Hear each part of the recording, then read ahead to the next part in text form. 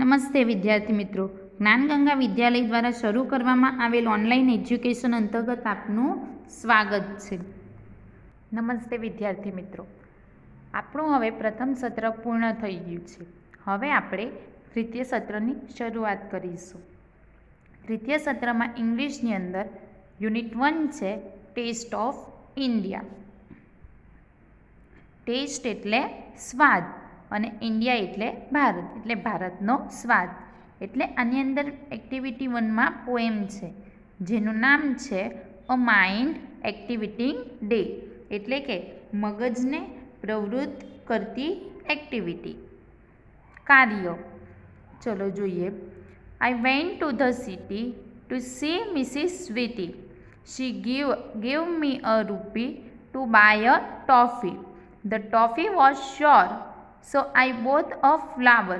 The flower was dead, so I bought some thread. The thread was thin, so I bought a pin. The pin was sharp, so I bought a harp. The harp wouldn't play, so I gave it away. I went back to the city to see Mrs. Sweetie. હવે આપણે આ પોએમની સમજૂતી જોઈશું. I went to the city એટલે કે હું શહેરમાં ગયો. To see Mrs. Sweetie ત્યાં શ્રીમતી સ્વીટીને મળવા. She gave me a rupee. રૂપી એટલે પૈસા અને ગેવ એટલે આપવું. એ ગીવનું ભૂતકાળનું રૂપ છે. તેમણે મને એક રૂપિયો આપ્યો. To buy a toffee. Toffee એટલે કે ચોકલેટ ખરીદવા. એને ચોકલેટ ખરીદવા માટે એક રૂપિયો આપ્યો. બાય એટલે ખરીદવું. ધ ટોફી વોઝ સોર. સોર એટલે ખાટું. ટોફી એ કેવી હતી? ખાટી હતી. સો આઈ બોથ અ ફ્લાવર. તેથી તેણે શું લીધું? એક ફૂલ ખરીદ્યું. ફ્લાવર એટલે ફૂલ અને બોથ એટલે પણ ખરીદવું. The flower was dead, so I bought some thread. હવે ફૂલ કેવું થયું હતું? સુકાઈ ગયેલું હતું. ડેડ એટલે કે મૃત થઈ ગયેલું, સુકાઈ ગયેલું હતું. તેથી તે શું ખરીદે છે? થ્રેડ. થ્રેડ એટલે દોરો. તેણે થોડો દોરો ખરીદ્યો. So I bought some thread. The thread was thin, so I bought a pin. The pin was sharp. એટલે કે એણે દોરો ખરીદ્યો. તે દોરો કેવો હતો? થીન એટલે પાતળો હતો. તેથી તેણે એક ટાંકણી ખરીદી. મેં શું ખરીદ્યું? ટાંકણી. પિન એટલે ટાંકણી. ટાંકણી ખરીદી. The pin was sharp. Sharp એટલે તીક્ષ્ણ, એકદમ ટીનની અણીવાળી. ટાંકણી કેવી હતી? અણીવાળી, તીક્ષ્ણ હતી. So I bought a harp. The harp wouldn't play. harp એટલે કે વાદ્ય, વગાડવાનું વાદ્ય. જે એક વીણા જેવું તંતુવાદ્ય હોય છે. જો અહીં ચિત્ર એનું દેખાય છે, એને હાર્પ એટલે તંતુવાદ્ય કહેવાય. વીણા જેવું આવે. તેથી તે પેન એકદમ શાર્પ, તીક્ષ્ણ હોય છે. તેથી તે શું ખરીદે છે? એક વીણા જેવું વગાડવાનું તંતુવાદ્ય ખરીદે છે. The harp wouldn't play. Wouldn't એટલે કે એ વાગતું નથી. પ્લે એટલે વાગવું. તે વાગતું નથી. સો આઈ ગેવ ઇટ અવે. તેથી તે શું કરે છે? તે ફરીથી એને પાછું આપી દે છે. I went back to the city to see Mrs Sweety. હું પાછો શહેરમાં ગયો અને શ્રીમતી સ્વીટીને મળવા. જોયું? એ સિટીમાં જાય છે, શહેરમાં જાય છે. કોને મળવા? શ્રીમતી સ્વીટીને મળવા. તેને એક રૂપિયો આપે છે અને કંઈક ટોફી ખરીદવા માટે. ટોફી કેવી નીકળે છે? ખાટી નીકળે છે. એટલે શું ખરીદે છે? ફૂલ ખરીદે છે. ફૂલ કેવા નીકળે છે? તો સુકાઈ ગયેલા નીકળે છે. તેથી તે દોરો ખરીદે છે. દોરો કેવો હોય છે? પતલો હોય છે. તેથી તે શું ખરીદે છે? પિન ખરીદે છે. પિન કેવી હોય છે? તીક્ષ્ણ હોય છે. તેથી તે શું ખરીદે છે? તંતુ વાદ્ય ખરીદે છે. તે વાગતું હોતું નથી. તેથી તે પાછું આપી દે છે ને ફરીથી સિટી એટલે શહેરમાં આવે છે. મિસિસ સ્વીટીને મળવા માટે. સમજ પડી ને પોએમ? આગળ જોઈએ હવે આપણે એક્ટિવિટી 1ના મિનિંગ જોઈશું. પહેલું છે માઇન્ડ એક્ટિવિટી એટલે કે મગજને પ્રવૃત્ત કરતું. સિટી એટલે શહેર. સી એટલે જોવું. ટુ બાય એટલે ખરીદવું. ટોફી એટલે એક મીઠાઈ. શ્યોર એટલે ખટાશવાળું. ફ્લાવર એટલે ફૂલ. ડેડ એટલે સુકાઈ ગયેલું. થ્રેડ એટલે દોરો. થીન એટલે પાતળું. પિન એટલે ટાંકણી. શાર્પ એટલે અણીવાળું. હાર્પ એટલે વીણા જેવું એક તંતુ વાદ્ય. ટુ પ્લે એટલે વગાડવું. હવે આપણે અહીં એના પછીની એક્ટિવિટી જોઈશું. એક્ટિવિટી 1ની અંદર જ બી સેક્શન છે. એની અંદર આપણે રાઇમ વર્ડ્સ શોધવાના છે, રાઇમિંગ વર્ડ્સ. બરાબર, એના વર્ડ પેર્સ એટલે કે રાઇમિંગ વર્ડ્સ એ પોએમમાંથી શોધવાના છે. અહીં તમને લખીને જ આપેલા છે જે તમારે બરાબર સમજવાના છે. Find out the word pairs from the poem એટલે કે એના રાઇમિંગ વર્ડ શોધવાના છે. એક્ઝામ્પલ છે પહેલું સિટીનું સ્વીટી. જોઈએ હવે પહેલું રૂપી ટોફી. બીજું શોલ ફ્લાવર. ત્રીજું ડેડ થ્રેડ. ચોથું પિન થીન. પાંચમું શાર્પ હાર્પ. હવે આપણે સી સેક્શન જોઈએ. Complete the table. જુઓ આઈ ગેવ બેક એટલે કે પાછું આપ્યું. ઇટ વોઝ કેમ એ કેવું હતું. ગેવ બેક એટલે કે પાછું આપ્યું. ઇટ વોઝ તે કેવું હોય છે. કેવું હોય છે જેથી તે પાછું આપી દે છે. બરાબર, અહીં તમને તમારે લખવાનું છે. અહીં તમને લખાવીને આપ્યું છે, તમારે સમજવાનું છે. આઈ ગેવ બેક અને ઇટ વોઝ એક્ઝામ્પલ છે. ટોફી તો શ્યોર. ટોફી કેમ પાછી આપે છે તો ખાટી હોય છે. ફ્લાવર કેમ પાછું આપે છે તો એ ડેડ એટલે કે એકદમ મુરઝાઈ ગયેલું હોય છે. થ્રેડ દોરો કેમ પાછો આપે છે તો એ પાતળો હોય છે. પિન તો પિન એકદમ અણીદાર હોય છે. હાર્પ તો એ વાગતું હોતું નથી. જુઓ અહીં તમને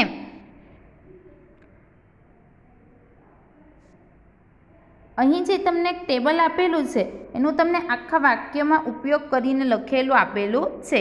એ તમારે સમજવાનું છે. કેવી રીતે છે જો first example I gave back the toffee it was sure. અહીં તમને આઈ ગેવ બેક આપેલું છે. બરાબર, આઈ ગેવ બેક. એના પછી શું લખવાનું? જે અહીં તમને વસ્તુઓના નામ આપ્યા છે ને એના પછીનું વાક્ય થશે ધ ટોફી. આપણે આ લખીશું તો ધ ફ્લાવર. થ્રેડ હશે તો ધ થ્રેડ. પિન હશે તો ધ પિન. હાર્પ હશે તો ધ હાર્પ. પહેલું વાક્ય કયું થશે? આઈ ગેવ બેક. છે બધામાં આઈ ગેવ બેક. બરાબર, બીજું વાક્ય મેં કીધું તે પ્રમાણે વસ્તુઓના નામ છે. એના પછી થશે પૂર્ણ વિરામ એટલે ફૂલ સ્ટોપ કરી દેવાનું એટલે એક વાક્ય પૂર્ણ. એના પછીનું સાથે જ વાક્ય બીજું થશે એણે આ વસ્તુ પરત કરી. કેમ? It was. છે બધામાં ઇટ વોઝ. બરાબર, ઇટ વોઝ પછી શું આવશે? કારણ. કેમ પાછી આપી તો sure. Dead, thin, sharp, wooden play. બરાબર, આ રીતે લખવાનું છે. સમજ પડી? જો તમને વાક્ય મેં સમજાવું. એક્ઝામ્પલ છે આઈ gave back the toffee it was sure. હું એમ ટોફી પરત કરી. કેમ? કારણ કે તે ખાટી હતી. પહેલું વાક્ય જોઈએ. I gave back the flower it was dead. It was dead. હું એ ફૂલ પરત કર્યા કારણ કે તે મુરઝાઈ ગયેલા હતા. બીજું વાક્ય જોઈએ. I gave back the thread it was thin. It was thin. હું એ થ્રેડ દોરો પરત કર્યો કે તે કેવો હતો? પાતળો હતો. ત્રીજું જોઈએ, I gave back. I gave back the pin. The pin. It was sharp. It was sharp. હું એ પિન પરત કરી કારણ કે તે તીક્ષ્ણ હતી. ચોથું જોઈએ, I gave back. I gave back the half. Half. It wouldn't play. It wouldn't play. બરાબર, અહીં વોઝ લખેલું નથી. તેણે હાફ એટલે તંતુવાદ્ય પરત કર્યું કારણ કે તે વાગી રહ્યું હતું નહીં. સમજ પડે છે ને? ચલો હવે આપણે એના પછીની એક્ટિવિટી 2 જોઈએ. ચાલો એક્ટિવિટી 2ની અંદર અહીં ડાયલોગ રાઇટિંગ આપેલા છે જે આપણે જોઈશું. પહેલું છે scene 1. Renuben, I am making curry but I don't have curd. Will you please give me some curd? Yes sure Shantaben, here you R.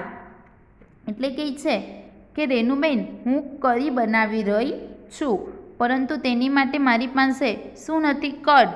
Card એટલે દહીં. કર્ડ એટલે દહીં. તમને ખબર ને, કઢી બનાવવા માટે દહીં જોઈએ, બરાબર? એટલે એની પાસે એ હોતું નથી. એટલે કોની પાસે માંગે છે? શાંતાબેન એ રેનુબેનની પાસે માંગે છે. એટલે કહે છે કે તમે મને થોડું આપશો? Yes sure Shantaben, here you are. એટલે કહે છે હા ચોક્કસ શાંતાબેન, આ લો. એના પછી scene 2. Vinuben, I am making curry. I don't have gram flour. Will you please lend me some gram flour? Oh of course Shantaben, why not. હવે જોઈએ, ગ્રામ ફ્લાવર એટલે શું થશે? ચણાનો લોટ. કરી બનાવવા જોઈએ ને ચણાનો લોટ, બરાબર? એટલે કહે છે કે હું કઢી બનાવી રહી છું પણ મારી પાસે ચણાનો લોટ નથી, તો શું તમે મને થોડો ચણાનો લોટ આપશો? એટલે કહે છે કે હા, કેમ નહીં. ત્રીજો સીન છે Hemuben, are you there? Please come Shantaben, Hemu is not at home. How can I help you? એટલે કહે છે હેમુબેનને બોલાવે છે કે તમે છો? તો કહે છે કે હા આવો ને શાંતાબેન. એમના મિસ્ટર એટલે એમના પતિ હોય છે. એ કહે છે કે હેમુ તો એક નોટ એટ હોમ એટલે કે ઘરે નથી. હું તમારી શું મદદ કરી શકું છું? એટલે કહે છે કે Rakeshbhai, I am making curry today but I don't have curry leaves. Will you please give me some curry leaves? એટલે કહે છે કે રાકેશભાઈ, હું કરી બનાવી રહી છું પરંતુ તેની માટે મારે જરૂરી કરી લીવ્સ. કરી લીવ્સ એટલે શું થશે? કઢી પત્તા, જે મીઠો લીમડો આવે ને તે મારી પાસે નથી. તો શું તમે મને થોડા આપી શકો છો? Shantaben, you already have curd and gram flour with you. Hemu is making curry today. Please don't make it yourself. Will you send you some curry when it is ready. એટલે કે રાકેશભાઈ કહે છે કે શાંતાબેન, તમારી પાસે દહીં અને ચણાનો લોટ તો છે જ. હેમુ આજે કઢી બનાવી રહી છે. મહેરબાની કરીને તમે તે કઢી જાતે બનાવતા નહીં. તૈયાર થઈ જાય એટલે અમે થોડી કઢી તમને મોકલીશું. એટલે કે એની પાસે કઢી બનાવવા કર્ડ એટલે કે દહીં અને ગ્રામ ફ્લાવર એટલે કે ચણાનો લોટો લીધો જ હતો. હવે એ મીઠો લીમડો લેવા આવ્યા છે. એટલે કે કહે છે રાકેશભાઈ કે તમે હવે કઢી બનાવશો નહીં, પરંતુ અમે પણ કઢી જ બનાવી રહ્યા છે, એ અમે તમને મોકલી દઈશું.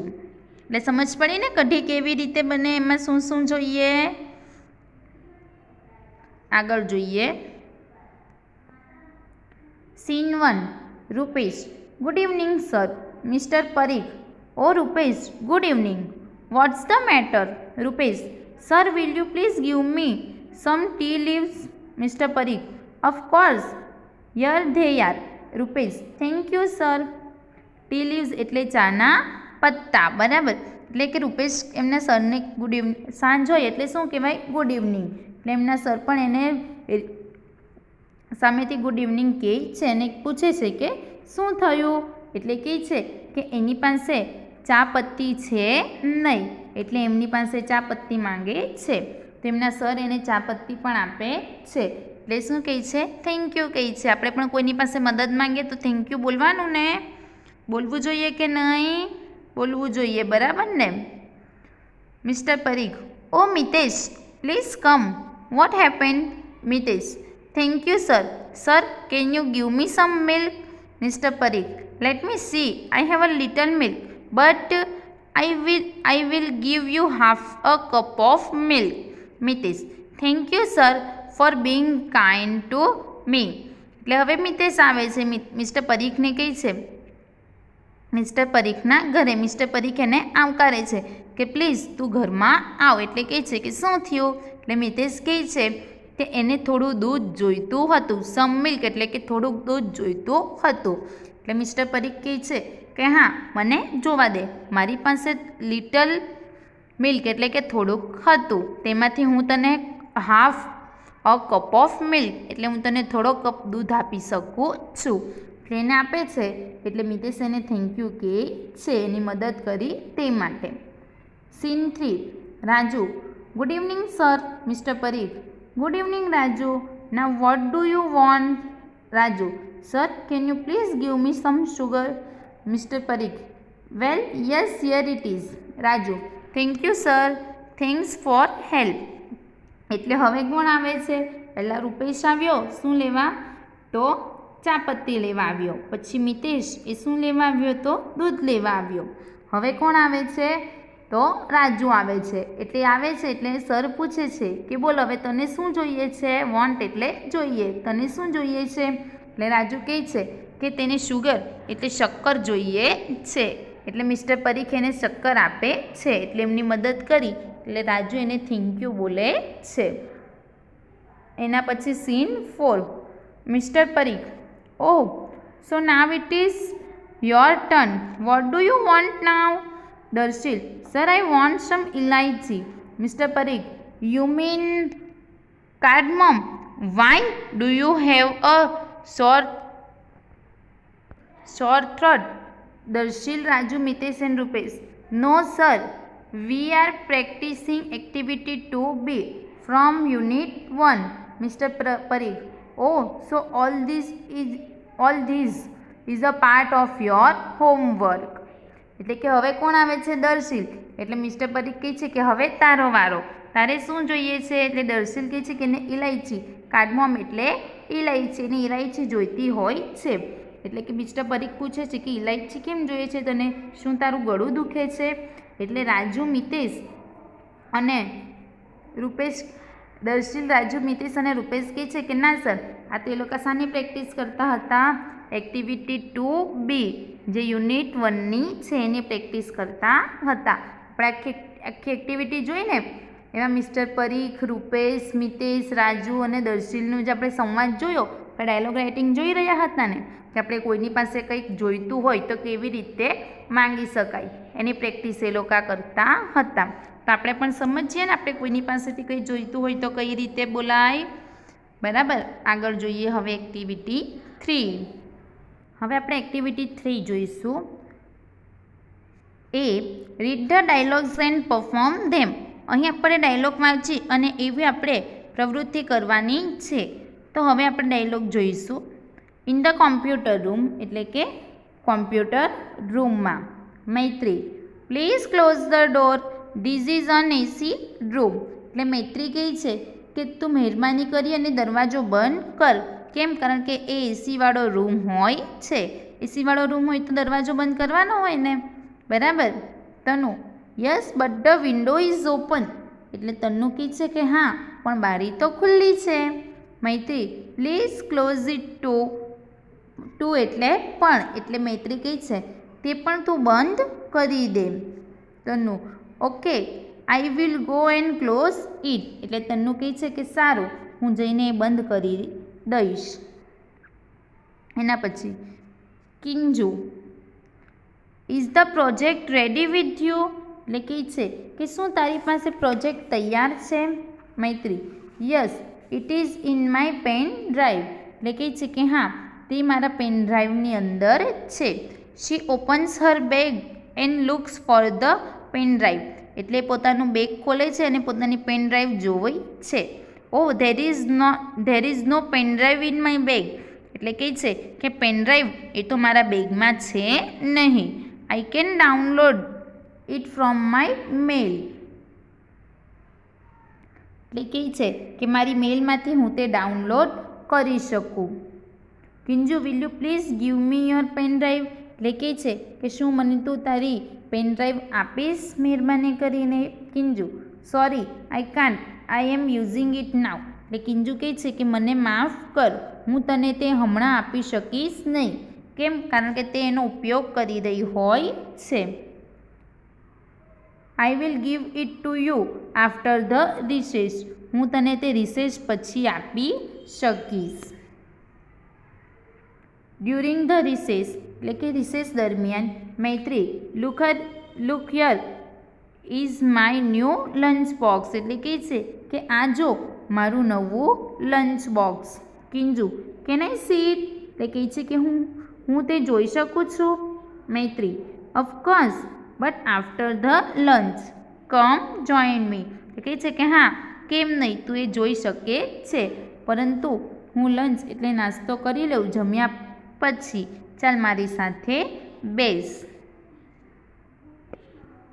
સમજ પડી? આપણે એકબીજા સાથે સંવાદ કરવો હોય તો કઈ રીતે કરી શકાય, આ એની જ પ્રેક્ટિસ હતી. હવે આપણે આગળ જોઈએ. હવે આપણે એના પછી જોઈશું તો આની અંદર બી સેક્શન છે. Complete the dialogue using the sentence give in the box. તમને એક ડાયલોગ આપેલો છે, તેને આપણે પૂરો કરવાનો છે. અહીં તમને એના ક્લૂઝ એટલે કે પોઈન્ટ આપેલા છે. ડાયલોગ આના પછી આપેલો છે, આપણે પછી જોઈશું. આપણે પહેલાં એના ક્લૂઝ જોઈએ. પહેલું છે sir there is a ball and a bat in our sports room. બીજું sir we will use a chair in place of stumps. ત્રીજું sir I will bring the bells.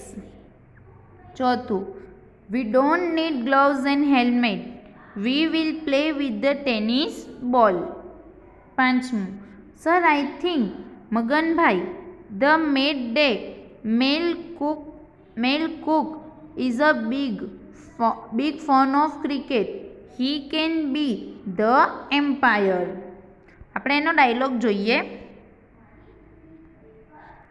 ચલો અહીં તેનો સંવાદ આપેલો છે, તમને આના જવાબ આપેલા જ છે બરાબર, એટલે તમારે અહીં સમજવાનું છે. પહેલું છે teacher we are planning a cricket match but we don't have a kit. Pritesh sir there is a ball and a bat in our sports room. જોયું ને આપણે આગળ એના ક્લૂઝ બરાબર, એના આધારે જ અહીં આન્સર લખેલા છે. Teacher fine but what about the stumps. Manish sir we will use a chair in place of stump. એટલે ટીચર કહે છે કે તમે સારું રમો પરંતુ સ્ટમ્પ્સ ક્યાં છે, એટલે મનીષ શું કહે છે કે આપણે ખુરશીને શું કરીશું, સ્ટમ્પ તરીકે ઉપયોગ કરીશું. Teacher okay Manish that's very good, someone should bring bells too. Jaswant sir I will bring the bells. Teacher who will bring the gloves and helmet. Nitin we don't need gloves and helmets, we will play with the tennis ball. Teacher કહે છે કે એટલે કોણ gloves અને helmets લાવશે, એટલે નીતિન કહે છે કે અમને ગ્લવ્સ અને હેલ્મેટની જરૂર નથી. એ લોકો કયા બોલથી રમશે, તો ટેનિસ બોલથી રમશે બરાબર.